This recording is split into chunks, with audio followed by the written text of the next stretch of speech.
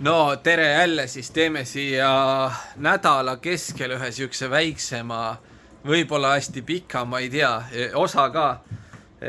Täna on neljapäev, 4. detsember ja jutustame. Põhimõtteliselt taheti mind rämedalt üle lasta või meid siin Birgitiga nii-öelda. See on täiesti haige teemana, põhimõtteliselt ongi nii. Ma käisin kunagi septembris äkki 20. kanti septembris vaatamas töökoda, mingis osas ma näitasin neid pilte asju ja see maksis 32 000, nad tahtsid sellest saada. Siis mitte töökoja eest, vaid töökoda on rentimiseks, aga lihtsalt need litsentsid ja asjad ja mis seal kõik on. Me ütlesime, et see on liiga kallis, tegime 22 000 pakkumise, nad ütlesid vähe, 26 pakkusid nemad, me ütlesime, et see on liiga palju ja asi jäi katki. Kuu aega hiljem nad helistasid nüüd oktoobris. Jah, oktoobris helistasid, et 18 000 tahate saada, veel madalam pakkumine, kui me viimati pakkusime. Me mõtlesime, okei, teeme ära, siis võtame sellega ära. Ja siis läks asja ajamiseks nii-öelda, nad võitsid mul siis minu nime ja aadressi, kus ma elan ja asjad, et panna siis lepingusse need kirja. Et neil hakkab advokaat siis lepinguid vormistama, et sellega läks ka kuu aega, tehti mingid paberid valmis, ma ei tea, ulme aeg. Siis jõudis kätte november, mingi 20. november äkki ja siis 20. jälle, oligi jälle kuu aega möödas ja nad saatsid lepingud meile. Ja me vaatasime üle mingid asjad seal ja siis saime veel, siis mõtlesime, saatis meile rendilepingu, ehk siis selle, kelle pind see on, temaga rendileping teha ja siis see üleandmise leping nii-öelda, et ettevõtte siis koos nende tööriistade asjadega üle anda. Siis tehti see ja me mõtlesime, et okei, et me lähme ju sellega nüüd advokaadi juurde, et las advokaat vaatab üle ja kõik asjad, et oleks korras. Siis saime veel kokku mingi 2 nädalat tagasi esimest korda ka sellega, kellelt me hakkame oleks hakanud üürima seda pinda. Ja lepingus oli üks hind üüri eest ja saime kokku, lepingus oligi 395 pluss IVA, ehk siis 21% juurde käibekas oli hind üüri eest. Ja lähme sinna, põhimõtteliselt esimene asi, mis see tüüp ütleb, uus hind hoopis, 450 pluss käibemaks. Siis ma ütlesin Birgitele, et okei, lepingus oli 395, siis nüüd on 450, nii. Ja siis seal jutustame jälle kogu aeg, hull hea jutt käib, et juba algusest peale see tüüp, kelle firma see nii-öelda on, ta räägib, et ei, see omanik, see üürile andja, see on nii hea sõber mul, see ei viska kunagi välja teid ega mitte midagi. Ja kindel asi, et saate olla siin pikalt ja pikalt ja pikalt.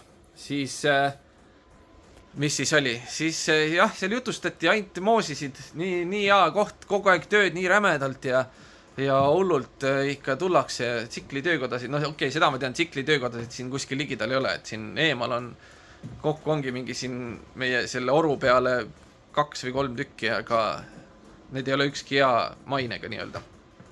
Ja siis seal jah, jutustasime, siis vahepeal juba käidi, siis naine, kes seal on kelle firma, see on tema naine, siis selle mehe naine, tema seal siis midagi kirjutas paberile juurde, mingeid asju veel, siis seal lepingus oli kirjas vist, et kõik mingid firma, mingid paberid, dokumendid antakse kaasa ja siis ta oli kirjutanud juurde, et kui meie neid ei taha, siis ei ole neid vaja põhimõtteliselt. Ja samamoodi siis muudeti see rendi hind seal 400 või 395 pealt 440 peale ja siis me olime jälle, et okei, 450 öeldi, nüüd 440, tüübid ei tea juba ja mitte midagi, mis seal toimub. Ja siis me ütlesime ka seal, et me lähme nüüd, okei, neljapäev oli, reedene päev oli, me ütlesime, et me lähme teisipäeval, järgmine nädal teisipäeval lähme advokaadi juurde. Siis naine ütleb, et miks te advokaadi juurde lähete, need on juba ju advokaadi poolt tehtud paberid, et ei ole ju nagu mõtet sinna minna. Siis Birgit ütles ka, et kahju, et ta proovib nii sõbralik olla, et oleks võinud öelda, et kuule, mõtle ka, et natuke mida sa räägid, et sa oled täiesti loll juttu suust välja, et loomulikult me lähme ju advokaadi juurde, kui siin on ju vaja igast mingit paberit kontrollida ja igast asju.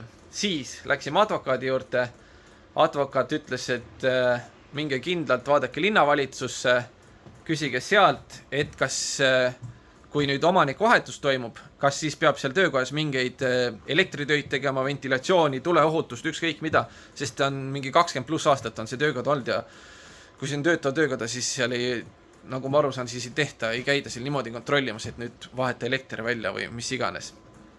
Ja see oli üks asi.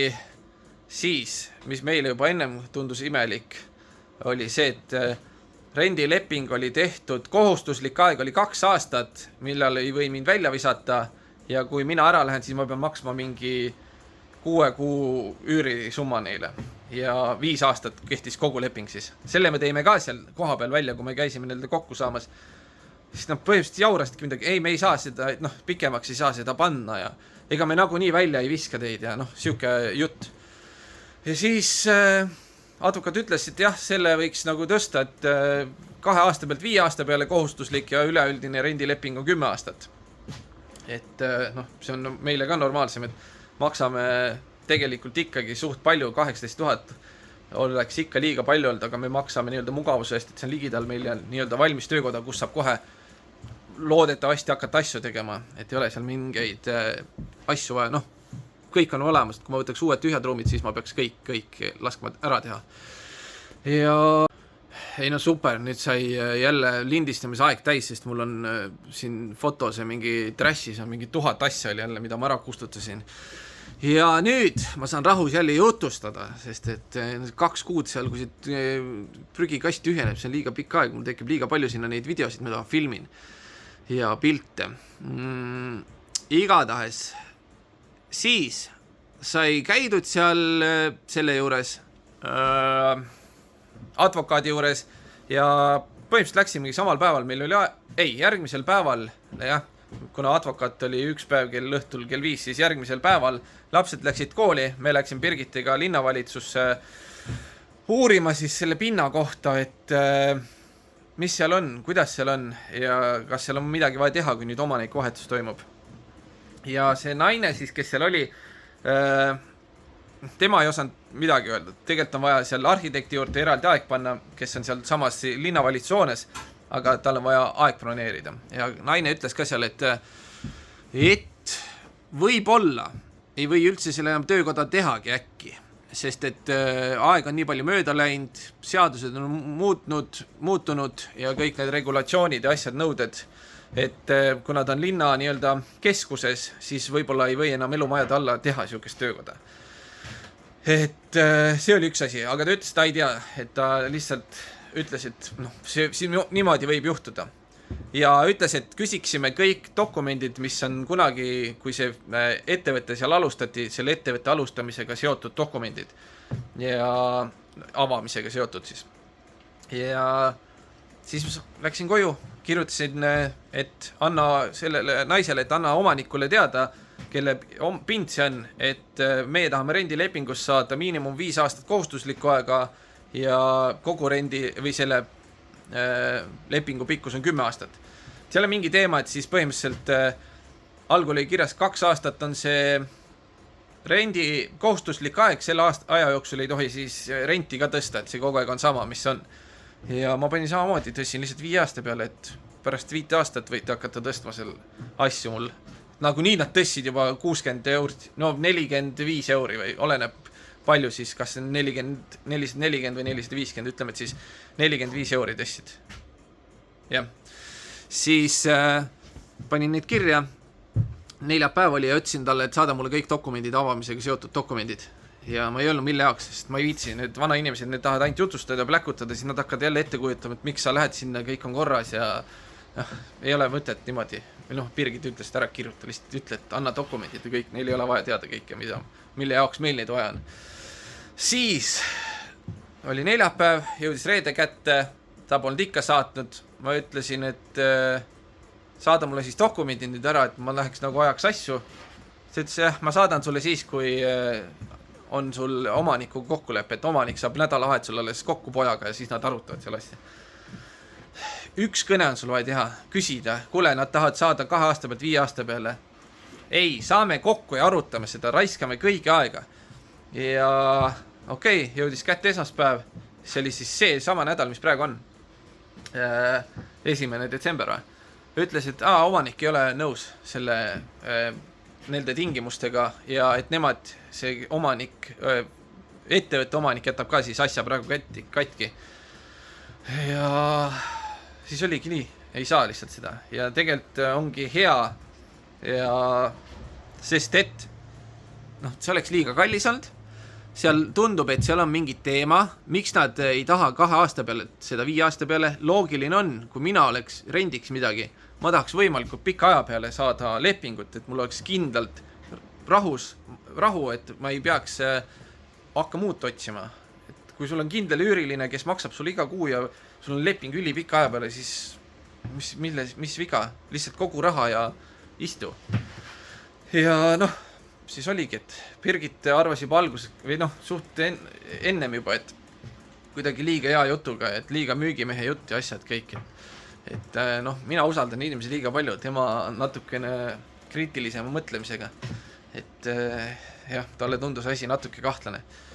Ja siis põhimõtteliselt ongi, kas siis on seal mingit remonti vaja teha, et me teeme siis ära selle 2 aastaga need asjad selle, siis visatakse välja ja nad teevad siin oma töökoja või midagi sellist. Et igast mõtteid võib tulla nüüd, et miks sa ei taha pikendada. Et täiesti nagu imelik teema. Et ma ei tea, see veits saab närvi küll, kui meil on mingi laste käib, meil on 2 väikest last ja siis mingid vana inimesed tahavad lihtsalt räiget üle lasta, mingi haiged inimesed on. Nagu mõtlevad, et leiavad lollid ja siis proovivad nad üle lasta. Et täiesti haige teema. Ja siis, ega siis ei olnud midagi, aga asjad kätki ja siis ma hakkasin edasi otsima, et ma tegingi kohe teisipäeval tegin nüüd kuulutused igale poole ja eile ka veel postitasin ja nüüd on mul mingeid kohtasid tulnud. Kõrval külas on üks koht, ma rääkisin selle omanikuga, kus on kunagi olnud töökoda, tal on seal müügisalong ja siis taga on olnud töökoda.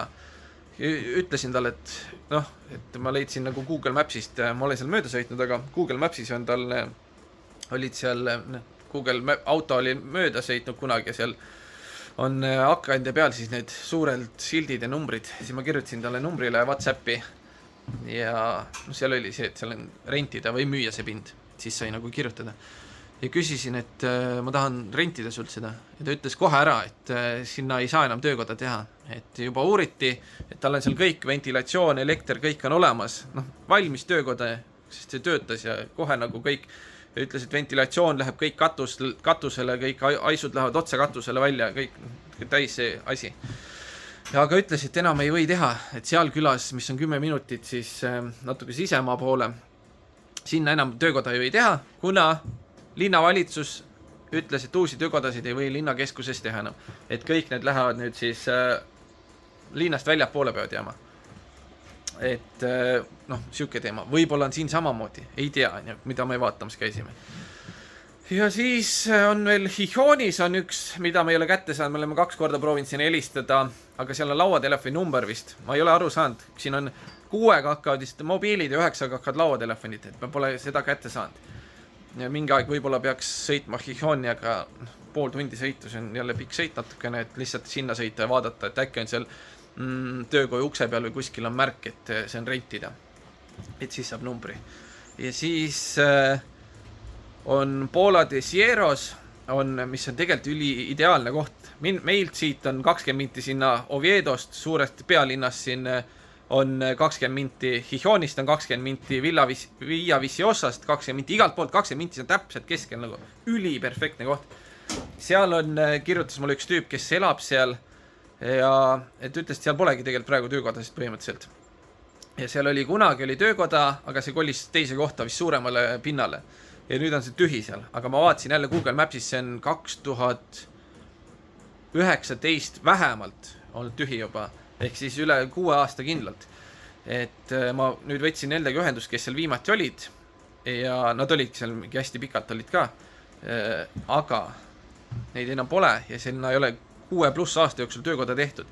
Võib-olla on seal jälle sama teema, et sinna ei või teha. Et seal on jälle linna keskel, südames liiga.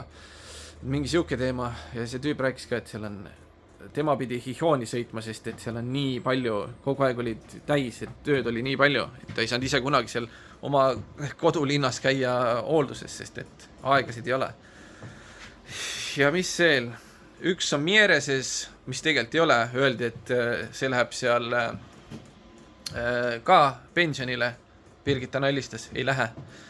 Ja siis, üks veel, mis me käisime nüüd tegelikult siin Ellen Tregos, kus ma käisin seda neid haigeid vanamutte ja neid vaatamas, haigeid inimesi, siis nemad, või seal on mul jälle postitus alla kirjutati, et mine vaata maakleri juurde.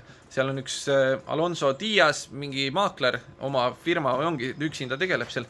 Ja läksime tema juurde küsima, et on sul meile mingit pinda, kuskil rendipinda siin ligidal anda, sest ta tegelebki siin piirkonnas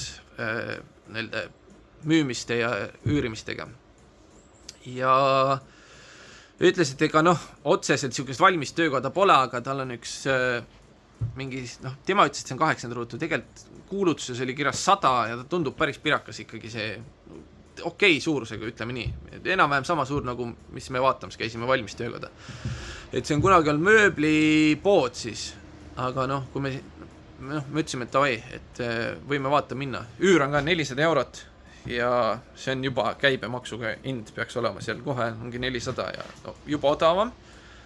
Ja läksime sinna, siis jalutasime, seal ongi, ta on täpselt suure peatänava ääres ja seal on uks, 3 akent niimoodi suurt, ma ei tea palju need on, 2 meetrit laiad aknad, terve sein on siis aken põhimõtteliselt ja postid on vahel.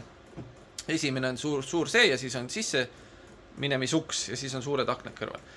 Ja jalutasime sinna, akna peal oli küll kirjas, et see on olnud viimati tatoveerimissalong, aga vahet ei ole. Ja käisime ringi seal, vaatasime, tundub täitsa okei, aga nüüd ongi see, et me mõtleme äkki me proovime ja vaatame uurime, mis see kõik maksma võib minna, et nullist teha töökoda ise valmis. Sest kõige suurem probleem on arvatavasti see praegu, et ventilatsioon, kuna seal on mingi ventilatsioon laes, auk, siis see ei ole ventilatsioon, see on lihtsalt auk, mingi sundvent. Aga kuhu see läheb, seda ei tea. Arvatavasti otse ta katusele ei lähe ja siuksed asjad. Siis see maakler küll arvas, et äkki saab teha otse tänavale puhumise. Birgit ütles, et pigem see ei ole lubatud. Sest kui tänavale puhud, siis ta ju läheb ikkagi otse ülesse ja inimestele, kes seal elavad, läheb sinna ju hakendes sisse. Sama asi, kui sa majal suitsetad. Meil oli kunagi Eestis kortermajal suitsetati, kõik tuli meile 5. sisse täpselt, räiged häirid. Ja siis, see. Ja ta ütles, et võib-olla 4 isolatsiooni vaja teha veel. Et kui inimesed elavad üleval või kõrval on ju vastas seal seina taga, siis oma vaikseks saada. Et siuksed asjad. Aga printis meile kohe välja selle katastri numbri asjad ja nüüd me proovime sinna saada aega siis arhitektile. Eile helistas linnavalitsuse selle numbrile, kus see arhitekt on, ei võetud vastu, täna 2 korda helistanud, nüüd ta iga tunni aja tagant helistab, et saada aeg. Et siis läks jutule, küsiks, kas üldse saab sinna teha töökoda, sest et maakler ütles, et sealt samast kohast edasi tehti mingi 5-6 aastat tagasi äkki tehti üks autotöökoda just.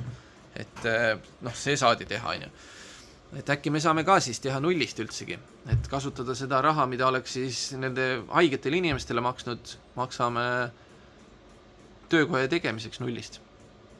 Et seal ütles ka, et ühe akna võib ära võtta sellest, et auto sissesõidu ukse, algul on see suva, et ma saan tsiklitega sealt uksest sisse sõita, kus see tavaline väike jalakäit uks on, sealt saab sisse küll nendega. Et arhitekt juba võiks nagu mingeid umbkaudseid äkki hindasid teada. Lampe on seal laes juba päris palju, aga pistikuid asju on kindlasti juurde vaja lasta teha ja siukseid asju, et peabki nüüd vaatama, et mingi plaanid on, aga nagu see garaaži teema juba ennem oli, et mingis osas mainisin, et ma praegu väga ei reklaaminud, ei tee siin asju edasi hullult, sest ma mõtlesin, et iga hetk hakkab kolimine pihta, ma olin juba ikka päris huvitav, või kuidas see õige sõna on, ma ei oskagi öelda, ma olin, ma ei tea, igatahes, ma olin juba valmis minema siit ära sirgete põrandate peale rohkem ruumi. aga ei läinud nii hästi, et nüüd siis otsime uut ja vaatame, äkki midagi ikka leiab, et saab kas või teada, kui palju see nullist tegemine maksab. Mul Discordi küll kunagi saadeti, mis mingid asjad seal maksavad, mis Madriidi tehti kuskile töökoda, aga noh, siin on natukene rohkem, kui on vaja elektrit teha ja igast siukseid asju. Et jah, pole ilm on vihma sajab, aga pole hullu. Selles mõttes sai mingi jutuvideo siin tehtud, kuidas meid rämedalt üle taheti lasta, aga seekord ei läinud õnneks, sest me ikka ise uurisime ka natukene täpsemalt neid asju. Ja mis veel sai teada? Tegelikult see maakler ütles, et traspasso või see üleandmine kui nii on ebaseaduslik. Et noh, meile see leping küll tehti teistmoodi, see leping, mis tehti, on siis, et ma ei teagi, kuidas seda sõnastada, ma ei mäleta enam. Et ülevõtmine, et ma võtan siis nii-öelda üle või ma ei tea, kuidas see täpselt on. Aga see on mingi teine sõna, aga see peab siis, meile nad tegid 2 lepingut, uus rendileping ja siis see nii-öelda üleandmine või mis iganes. Tegelikult see peab kõik üks olema. Et mina pean võtma nii, nagu asi praegu on, see hind, mis nad maksab, ma võtan rendilepingu üle, ma võtan kõik asjad üle, et lihtsalt see käib niimoodi, et ma ei tohi teha see uut rendilepingut ja siukseid asju, et noh, mingid imelikud teemad seal on, aga huvitav jah, et advokaat sellest, kas advokaat siis liiga ruttu vaatas asjad üle või ei pannud tähele, ma ei tea, järgmine kord me kasutame teist advokaati ka igaks juhuks. See oli kallim advokaat ka, aga lihtsalt see oli üks ainukesi, kellele saime kohe jutule, ma saatsin mingi 5 või 6 advokaadile kirjad, üks vastas neist ja siis tema soovitas kedagi teist, aga samal ajal, kui ma selle teisele kirjutasin, oorisin ma juba uusi advokaate ja siis see naine vastas, kelle juures me käisime. Et siis tema sai seekord valituks, aga ikkagi see oli kasulik, sest me saime mingit uut infot, mida vaadata ja kõik asjad enam-vähem paika. Aga jah, vot, nii et ettevaatlik peab olema. Sest need vanad haiged inimesed siin, kes on siniilsed kindlasti juba ja kõik muud asjad, kõik halvad sõnad neile, need juba ei tahavad noori lastega inimesi üle lasta ja ma ei tea, parem on, ma loodan, et nad helistavad tagasi kuu aja pärast, sest nad ei ole kedagi leidnud ja teevad uue pakkumise, siis me ütleme, et me võime selle mingi paari tonniga ära võtta, siis on lihtsalt see, et visake meid 2 aasta pärast välja, me ei kaota mitte midagi, sest ma müün kõik varustuse asjad maha ja ongi korras. Ennem loomulikult kõik dokumendid, kõik paberid, et mitte midagi remontima peaks. Kui veel midagi remontima peab, siis veel sealt hinnast alla. Teha lihtsalt nii hale pakkumine kui võimalik ja siis saavad aru, et nad ei leia sinna kedagi. Või siis äkki leiavad kellegi lolli, aga mitte meid. Vot, aga praegu on hästi siuke palju, ma ei tea, üle 20 minuti video jälle, siuke väike jutu video, ei saa neljapäeval siin mingit asja ka juua, et oleks parem rääkida. Aga vot, prooviti lasta üle, aga ei saadud. Seekord läks õnneks meil, mitte neil. Ja eks ma otsin töökodasid edasi. Selles mõttes mul taustal kogu aeg, ma ei räägi sellest, sest et muidu ma räägin seda kõike, räägin, juba asjad käivad, kohe saab, ja siis on see, et ei saa kuskile, siis ma olen ikka siin edasi. Et muidu ma alati räägin kõike ja niimoodi, et mis siin toimub, aga ei ole vaja ootusi ja lootusi üles ajada alati. Et kõik ei lähe nii, nagu võiks minna. Et inimesed ei ole normaalsed alati. Eks kõik ole oma kasu peal väljas, aga ma usaldan liiga palju inimesi ja loodan, et nad on paremad inimesed, kui tegelikult on osad. Enamus mitte õnneks. Mul on õnneks sellega läinud, aga siin on neid. Eriti tundub, et vana inimesed on siuksed ahnuskoid ja kes proovid kõike ja midagi ära ei anna käest või siis ainult hinge hinnaga. Et seda on hästi palju siin tundub, et Hispaanias, et vana inimesed hoiavad 2 käega asjadest kinni ja midagi ära ei müüa, lasevad parem majadel ja asjadel ära laguneda, kui midagi niisama ära annavad või et tuleks normaalselt, mitte niisama, vaid mõistliku summa eest siis. Et nagu naabrimees siin see viimases majas öelda, kes elab, tema ütles ka, aga see on mu lapsepõlve maja ju, seisab tühjana lihtsalt. Kuidas ma müün maha? Ise elab kuskil Santanderis, Hihionis on korter, see seisab ka vist tühi. Ja las seisavad siis. noh, kui elu on hea, miks mitte.